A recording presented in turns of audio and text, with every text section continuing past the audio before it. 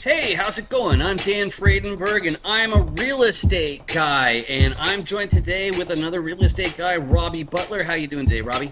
Doing great, Dan. My fingers are ready. I got the pieces ready to move.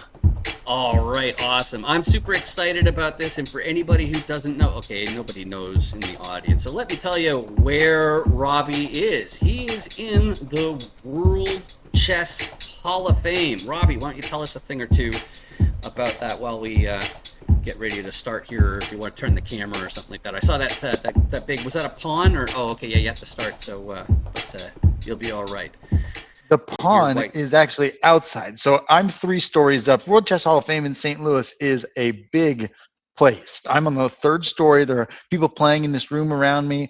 The funny part is I'm in an area of the overall the complex really with the St. Louis Chess Club across the street. We really have like basically a couple of streets worth of material in St. Louis, and all of that is I mean, it's a room, and then they've got history. Nice. They've got all You got sorts. 25 seconds. 25 Oh seconds yeah, over I've the already board. moved.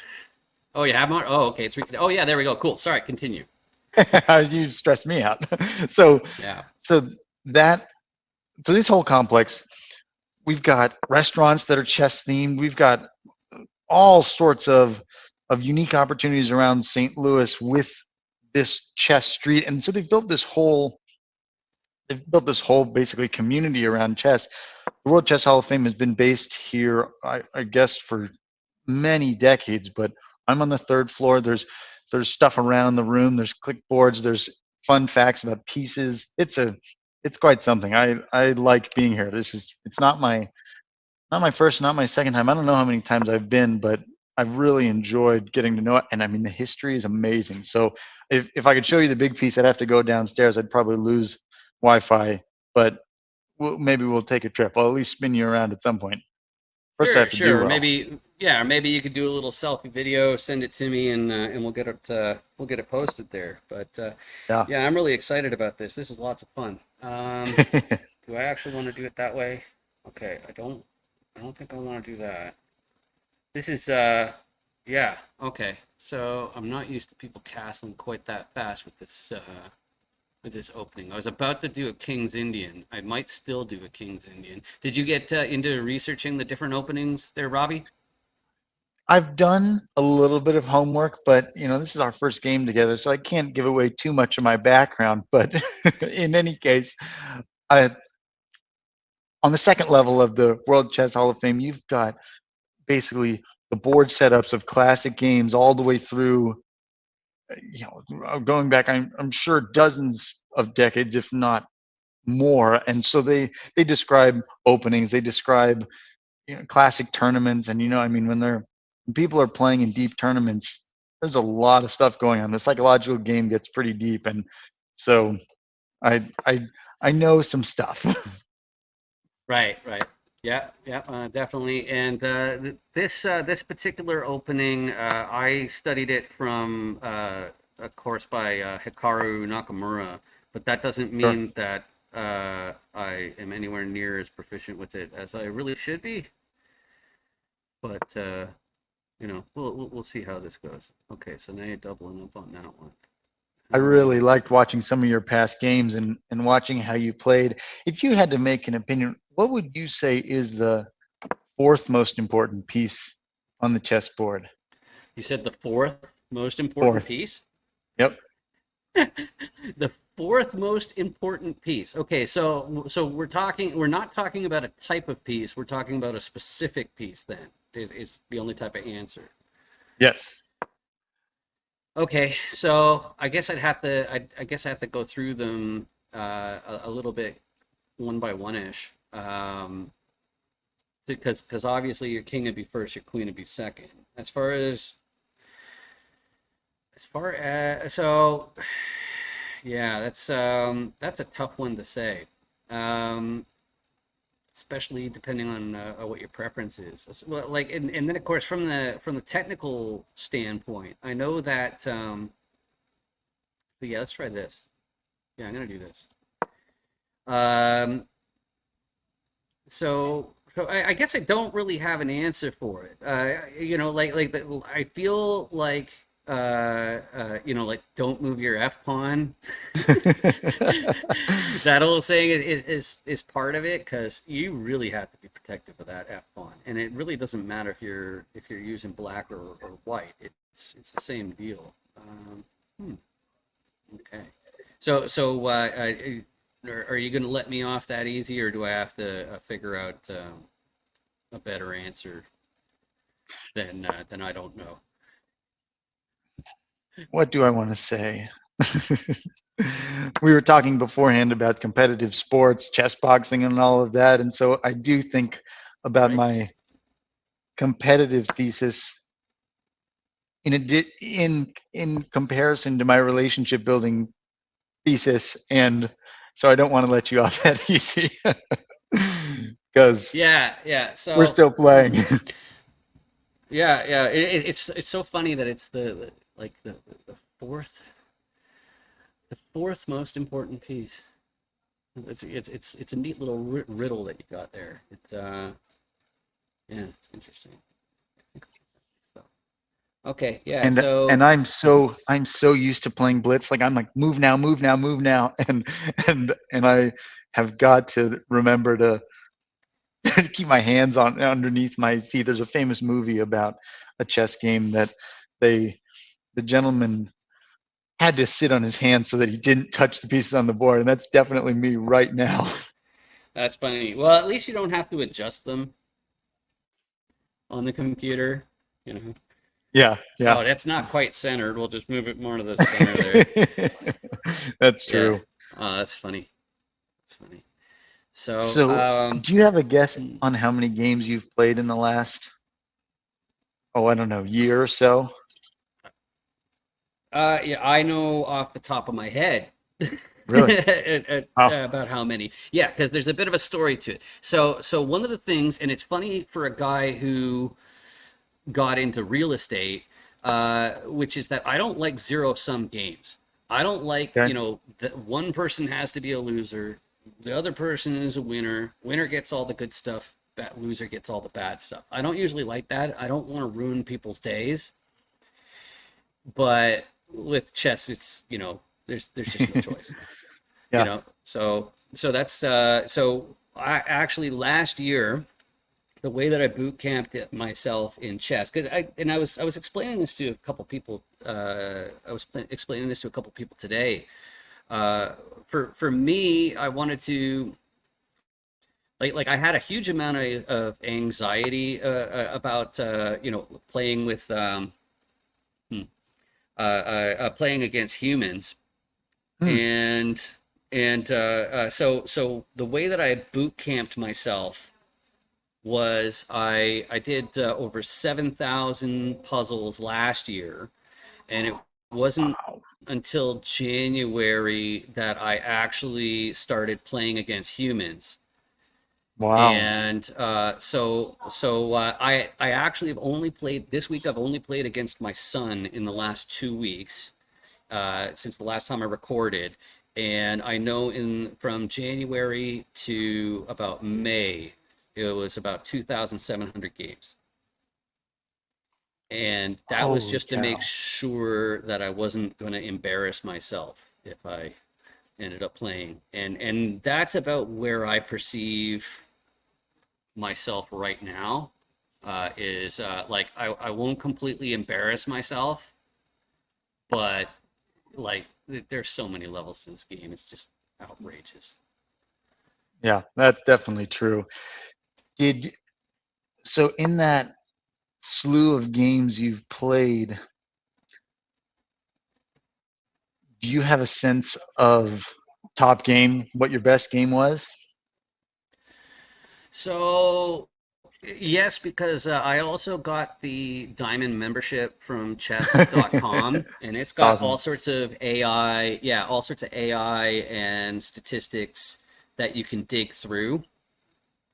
And so it's not a mystery how you were doing. And actually, I was watching Fabiano Caruana talking about chess as a beginner, and his description was just like chef's kiss, just mwah. It was Mm.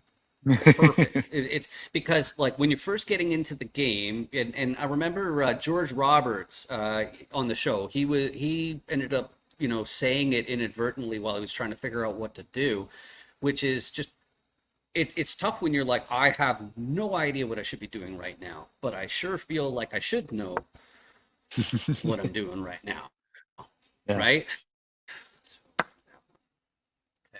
So and that's the problem. So the way that Bobby put it is he said that you it's like floating in the ocean, just trying to grab onto whatever pieces you can.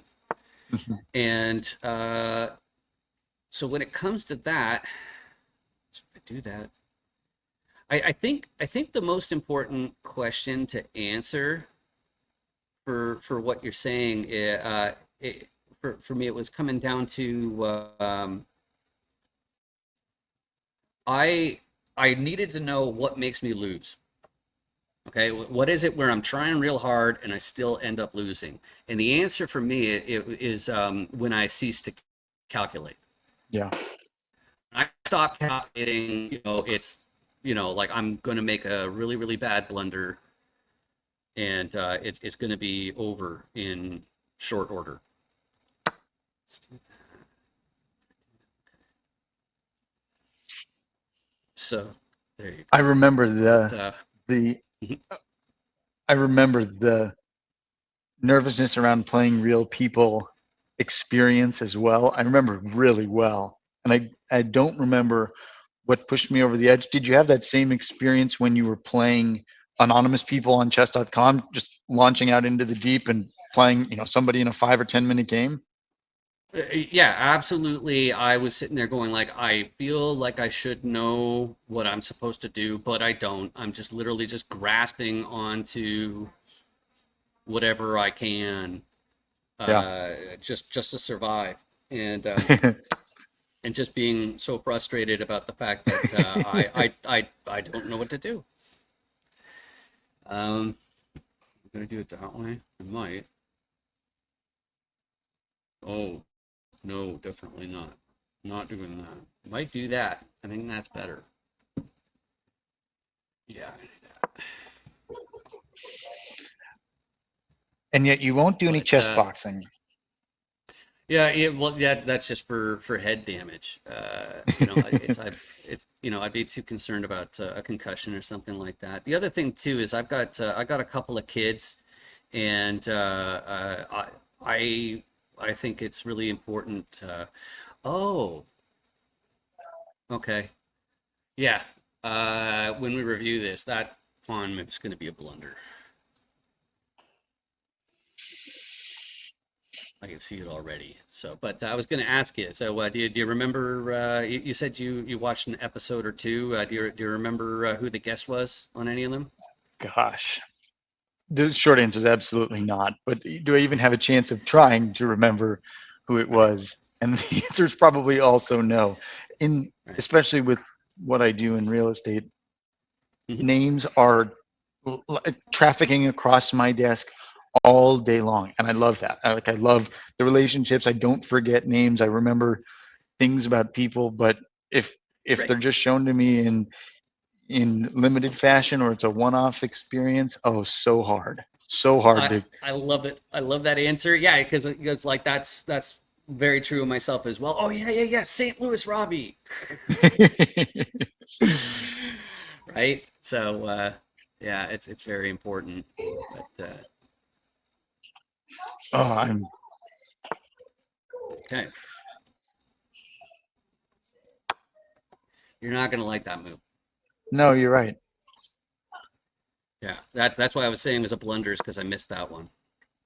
Whew.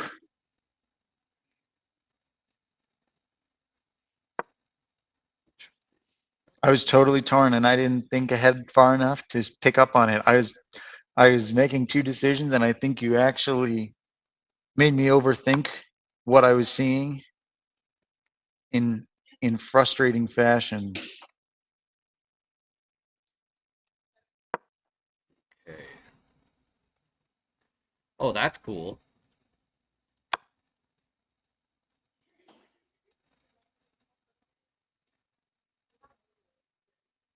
But there we go. So on our next on our rematch, do you want to do blitz or you want to do bullet? Let's. Ooh, I'll let you pick. Feel excite me because I'll be excited to see what you go for. So surprise me. I should have okay. set up my move.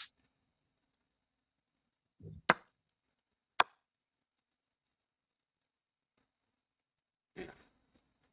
But yeah, it's I thought I was in a fair bit of trouble there, but it seems to turn around as soon as I found that that knight sacrifice. Yeah, no kidding. And I really resent you for that. Right? Oh my goodness. Yeah, it's so funny that that's like at the top of my list of experiences for this show is have more people tell me exactly how much they resent and dislike me. It's yeah, especially for a guy who is just like, oh, I don't know if I really want to play that much chess just because people might hate me. Especially if you had nervousness around playing real people and now you do it live or at least in a in a recorded advertised fashion. Right, right, exactly, exactly. Is that what I'm I gonna mean, do? from watching some of your other games, I was always so fascinated by certain things you do, and I watched them play out early on here, and I went, oh my gosh, my insight was right, and then and then you go and you make one blunder, and the game takes a whole different lane. Yeah, yeah, that's exactly it. I think that's, I'm a pretty creative guy in general, and I think that that is one of the major pieces of the puzzle as far as the peculiarities of my playing style. Hmm, okay, am I gonna do it that way? Yeah, I'm gonna see what that does.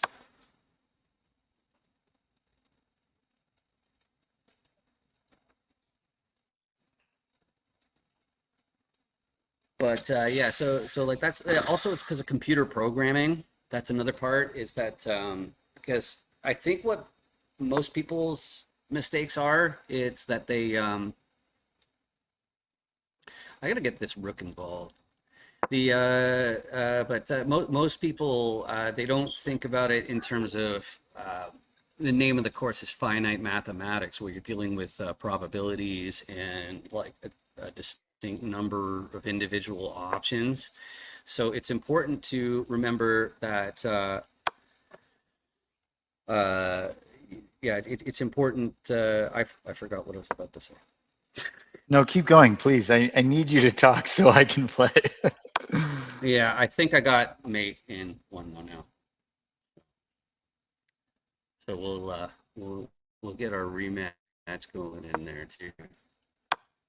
I do Yes, have a little bit of a yes, it is. great game.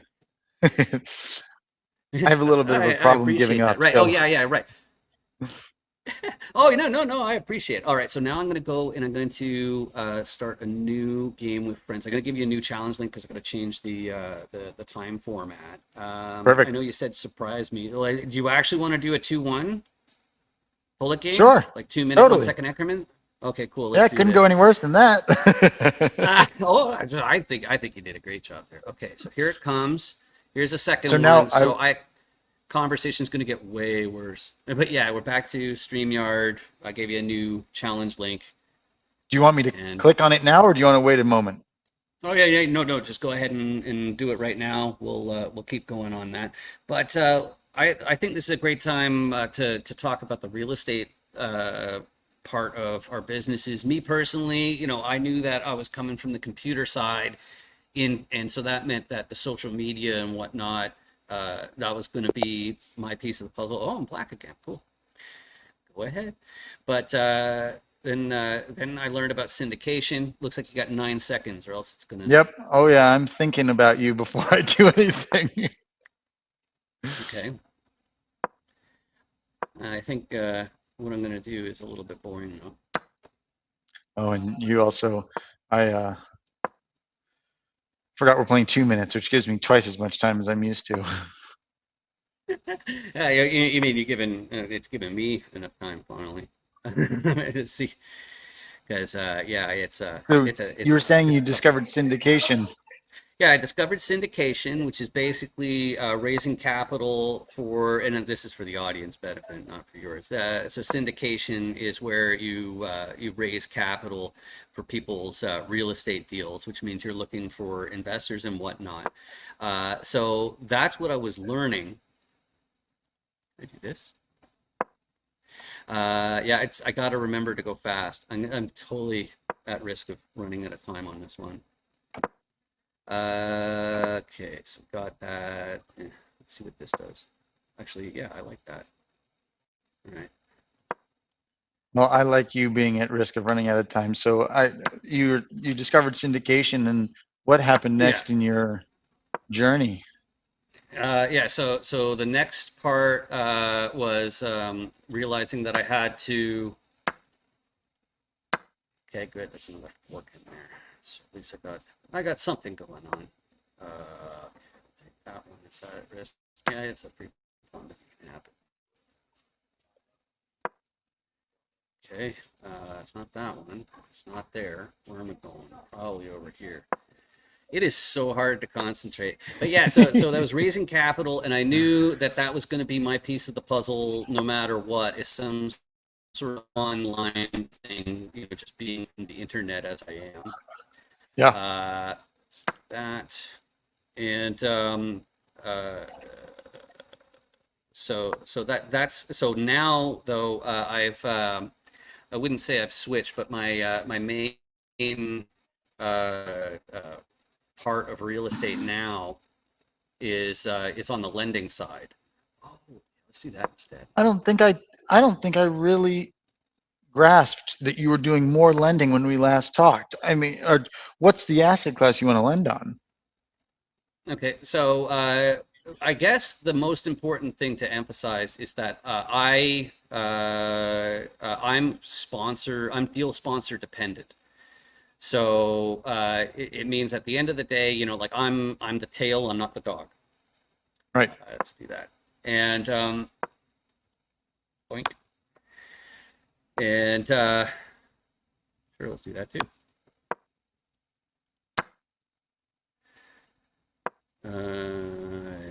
So you're lending dependent, but you're Yeah. free to. So the founder, yeah, the founder of the debt fund that I'm working for, he likes what I call like high value residential, Mhm. and so that's so it's first lien positions. I think I got a ladder mate here. Yeah, I do. Yep, you do. Dang it. Ta-da! That was awesome.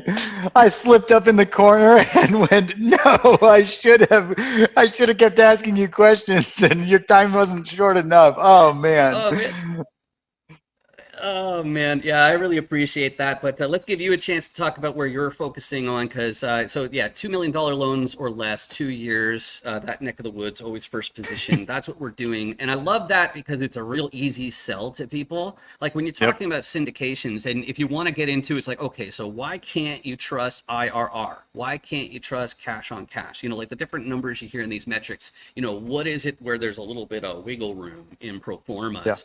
Well, in lending, it's a lot more straightforward, right? It's like, okay, so you lend out at this much, and then you pay the investors, that minus whatever fees, like annual fees or whatever.